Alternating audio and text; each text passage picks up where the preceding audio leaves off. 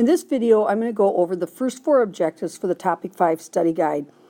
And these 4 objectives are very much interrelated, all dealing with entropy diagrams. I think are the easiest way to answer them. So what I want you to look at is that on my diagram here, I've got 2 different ways to represent, that's maybe a little wide there, but I've got 2 different ways to represent an enthalpy diagram. The way I usually do it is the ones on the left here, that you look at your reactants, you put in some activation energy, that's what EA is, and during that time, this is where the bond breaking occurs. And bond breaking requires energy. If you're going to break a stick, you have to put energy into it. So this is the endothermic process.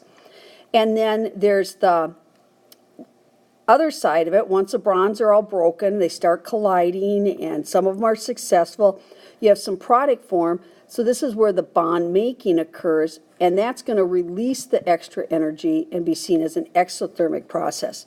When you get all done, if your products release more energy than you put in, then it's a net delta H, and we call that an exothermic reaction. If when you get done the products release less energy than the reactants, then that's a positive delta H. So it's all about what you put in versus what you let out, just like your checking account. If you spend more money, if more money goes out of your account than you put in, you're in the negative. But if you put more in than what goes out, you're in the positive. IB tends to show it like the ones on the right here, where you just show the energy the reactants had versus the energy the products have. The reason I like the one on the left better is it gives you more information as you look at these 4 objectives. Know if enthalpy is a positive or negative value. For me, it's easy to see that it's going to be a negative value for products because there's more energy released in the bond making portion here than there was in the bond breaking. And then know if bond formation is endothermic or exothermic. Again, I can see during bond breaking I have to increase energy or put it in, so that makes it endothermic.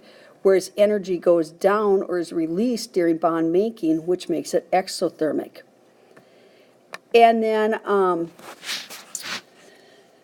know how potential energy changes for an endothermic and exothermic reaction. So for an exothermic reaction, and this one's exothermic here. I guess I didn't label the overall reaction. For exothermic, the potential energy decreases for the products.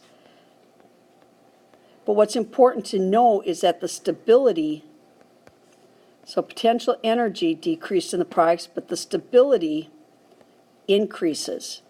And the products had more energy released. The products actually have the stronger bonds because they had the greater energy change.